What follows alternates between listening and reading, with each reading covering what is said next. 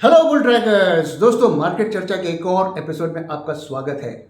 और चलिए वीडियो को आगे बढ़ाते हैं और सबसे पहले हम बात करते हैं कि आज की जो है मेन खबर क्या है। तो मेन खबर ये है कि टीसीएस ने को एक बड़ा कॉन्ट्रैक्ट मिला है, इंडियन मार्केट से कॉन्ट्रैक्ट मिला है और वो कॉन्ट्रैक्ट बीएसएनएल का मिला है और ये करीब 2.9 बिलियन यूएस डॉलर यानी कि करीब करीब 25,000 करोड़ का कॉन्ट्रैक्ट है। और इसमें टीसीएस ने जो है दो और कंपनी के साथ मिलकर इस कॉन्ट्रैक्ट के लिए बिड किया था और उन कंपनी में सी डॉट और तेजस नेटवर्क आते हैं। और बेसिकली ये 4G नेटवर्क को जो है को सपोर्ट देने के लिए किया गया है।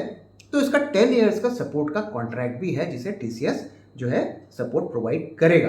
तो ये एक बड़ा कॉन्ट्रैक्ट था, लेकिन इसका इम्पैक्ट क्या होता है अगर आप देखिए तो पिछले जो 3 दिनों में अगर आप देखिए तो टीसीएस के स्टॉक में गिरावट हो रही है। लेकिन अगर आप उससे थोड़ा पीछे जाएंगे, अक्टूबर से अगर आप फरवरी 15 तक देखें तो टीसीएस के प्राइस में करीब 500 पॉइंट्स की जो है राइज भी हुई है। तो ये क्लासिक एग्जांपल है जिसे हम कहते हैं कि buy on rumours and sell on news. तो इस न्यूज़ आने से पहले लोगों ने पोजीशंस बनाई और जैसे ही न्यूज़ आई तो वो उसे सेल कर रहे हैं। यहाँ पर मैं डिस्क्लेमर दे देता हूँ कि इसके बारे में जो है ऑफिशियली टीसीएस की तरफ से कोई अनाउंसमेंट नहीं आया है। जब रिपोर्टर्स ने टीसीएस से पूछा तो उन्होंने इसको डिनाई नहीं किया और उन्होंने कहा कि as a matter of policy हम इन मैटर्स पर जो है कमेंट नहीं करते हैं। उन्होंने इसको डिक्लाइन नहीं किया है, लेकिन बहुत ज़्यादा जो है प्रोबेबिलिटी है कि ये न्यूज़ सही है। और उसका कारण मैं आपको बताता हूँ कि इस कॉन्ट्रैक्ट को जो है बिड करने के लिए सिर्फ 2 ही लोग आए थे, टीसीएस और जो है आईटीआई, बैंगलोर की आईटीआई जो कि एक सरकारी कंपनी है। जबकि टीसीएस ने जो है 2 कंपनी सी डॉट और तेजस के साथ बिड किया था। तो हाईली लाइकली जो है ये न्यूज़ सही है और इसे बिजनेस स्टैंडर्ड ने भी अपने न्यूज़ में छापा है। तो क्या हम इस स्टॉक की वजह से टीसीएस में इन्वेस्ट करें? देखिए दोस्तों, टीसीएस हमारा बहुत ही फेवरेट स्टॉक है, मैं लगातार आपके साथ शेयर भी करता हूँ और जिन लोगों ने टीसीएस में पैसा लगाया है पिछले 1-1.5 साल में उन्होंने प्रॉफिट भी कमाया है। तो अगर आप टीसीएस में इन्वेस्ट करना चाहते हैं तो हर गिरावट में उसे खरीदें। और ये जो है बहुत बड़ा टीसीएस के स्टैंडर्ड से कोई बहुत बड़ा कॉन्ट्रैक्ट नहीं है। हालांकि 25,000 करोड़ कोई छोटी रकम नहीं होती है, लेकिन टीसीएस ने इससे बड़े बड़े कॉन्ट्रैक्ट्स भी में भी काम किया है। लेकिन ओवरऑल अगर आप देखिए तो टीसीएस जो है एक वेल डाइवर्सिफाइड कंपनी है। इनके जो है ग्लोबली बिजनेस और इंडिया की डोमेस्टिक मार्केट से भी इनको काफ़ी ज़्यादा बिजनेस आता है। तो हमारी जो सजेशंस यही रहेगी कि ये स्टॉक को लॉन्ग टर्म पे हर डिप पे एक्यूमुलेट करते रहें। और मेरे से अगर आप पूछेंगे तो टाटा ग्रुप की ये सिर्फ एकमात्र ऐसी कंपनी है जिसे मैं बहुत ज़्यादा पसंद करता हूँ।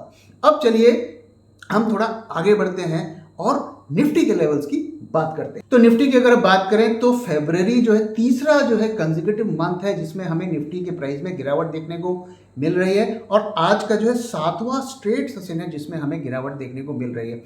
अगर हम एनुअली देखें तो निफ्टी अभी भी पॉजिटिव में है। 1 साल के अगर विंडो को देखें करीब 3.5% का उसमें हमें गेन देखने को मिल रहा है, लेकिन निफ्टी में क्लियर कट प्रेशर देखने को मिल रहा है अगर हम 4 to 6 वीक का परफॉर्मेंस देखें। तो कल के वीडियो में मैंने आपके साथ शेयर किया था कि निफ्टी बेरिश मोड में चल रहा है और there is a strong possibility कि 17,050 के लेवल तक, 17,025 के लेवल तक जो है जा सकता है। लेकिन यहां पर मैं आपको एक डिस्क्लेमर दे देता हूं कि निफ्टी जो है काफ़ी ज़्यादा स्ट्रांगली ओवरसोल्ड कंडीशन पे भी चल रहा है। तो अगर एक सडन जो है एक पॉजिटिव ट्रिगर आता है तो हमें उसमें शार्प रिकवरी भी 300 to 400 पॉइंट्स की जो है देखने को मिल सकती है।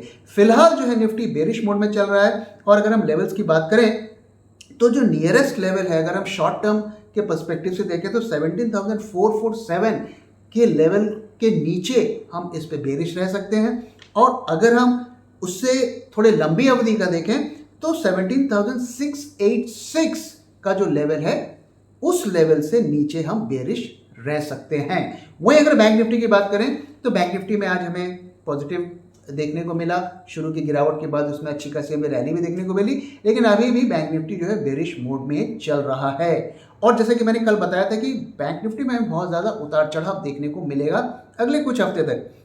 तो बैंक निफ्टी के जो की लेवल्स की अगर हम बात करें तो नियरेस्ट लेवल जो शॉर्ट टर्म का जो लेवल है 40,665, इसके नीचे हमें जो है बेरिश हम रह सकते हैं इस लेवल को मान के। और अगर हम थोड़ी लंबी अवधि अगर देखें तो 41,263 के लेवल के नीचे हम बेरिश रह सकते हैं। तो ओवरऑल आज के दिन भी हमारे जो एल्गोज हमें बता रहे हैं कि दोनों बेरिश मोड पे चल रहे हैं। अब आइए दोस्तों बढ़ते हैं अगले सेक्शन की तरफ। आज क्या सीखें? तो आज हम बात करेंगे कि हम कैसे अपने वीक या स्ट्रॉन्ग स्टॉक्स को आइडेंटिफाई कर सकते हैं। और ऐसे करने की ज़रूरत क्यों पड़ती है? क्योंकि दोस्तों अक्सर क्या होता है कि हम अपने पोर्टफोलियो में कई सारे स्टॉक्स को डाल लेते हैं और उसमें से जो है 50-60% जो लॉस में चल रहे होते हैं और कुछ जो है प्रॉफिट में चल रहे होते हैं। तो एक अच्छी स्ट्रैटेजी ये होती है कि हम अपने पोर्टफोलियो की थोड़ी चर्निंग कर दें, बैड स्टॉक्स को निकाल लें और जो पैसा निकाल कर उसे स्ट्रॉन्ग स्टॉक्स में लगा लें। तो एक जो टेक्निक मैंने अपने एक वीडियो में भी शेयर किया था, डिटेल्ड वीडियो में, कि कैसे हम स्ट्रॉन्ग स्टॉक्स और वीक स्टॉक्स को आइडेंटिफाई करें, वो मैं आपको यहाँ पे क्विकली शेयर कर रहा हूँ। तो देखिए, बहुत से तरीके होते हैं स्ट्रॉन्ग और वीक स्टॉक्स को आइडेंटिफाई करने के लिए, लेकिन उसके लिए आपको बहुत सारा डेटा की एनालिसिस करनी पड़ेगी, फंडामेंटल एनालिसिस करनी पड़ेगी। तो एक आसान तरीका क्या है कि हम प्राइस को यूज़ करके आइडेंटिफाई करें। तो आपको करना क्या है कि आप एक बेंचमार्क इंडेक्स को ले लीजिए। आप निफ्टी को भी ले सकते हैं या वो स्टॉक जिस सेक्टर का है उसका भी इंडेक्स ले सकते हैं।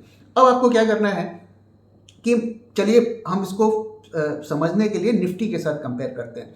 तो आपको क्या करना है, आपको एक ऐसा विंडो लेना है जिसमें निफ्टी जो है ऊपर गया। तो मान लीजिए कि 3 महीने का हमने एक विंडो लिया और उसमें निफ्टी जो है 5% ऊपर गया। तो क्या आपका स्टॉक उस विंडो में 5% से ऊपर गया या कम गया? तो मान लीजिए कि वो 7% ऊपर गया, तो हम मानेंगे कि हमारे स्टॉक में स्ट्रेंथ है। तो ये तो एक पार्ट 1 हुआ। अब हमें एक और विंडो लेना है जिस विंडो में जो है निफ्टी नीचे गया। तो मान लीजिए कि 2 महीने का आपने एक विंडो पकड़ा, उसमें निफ्टी जो है नीचे गया, मान लीजिए कि 3% नीचे गया। तो क्या आपका स्टॉक 3% से नीचे गया या कम गया? तो आइडियली आप देखना चाहेंगे कि जब निफ्टी 5% ऊपर गया जिस विंडो में, तो आपका स्टॉक जो है 6, 7, 8, 9% ऊपर जाना चाहिए। और जब निफ्टी नीचे गया तो आपका स्टॉक जो है उससे कम नीचे जाना चाहिए। तो निफ्टी अगर 5% से 3% नीचे गया तो आपका 1%, 2% जाना चाहिए। तो अगर दोनों केस में जो है आपका स्टॉक निफ्टी को आउट परफॉर्म कर रहा है, तो ये जो है प्राइस ही आपको बताएगा कि ये आपका स्ट्रॉन्ग स्टॉक है। अब इसमें जो है आपको बहुत छोटा इंटरवल नहीं लेना है कि 2 दिन, 4 दिन, 5 दिन या 10 दिन। कोशिश करिए कि इसे लंबा इंटरवल ले, कम से कम 2-3 महीने का।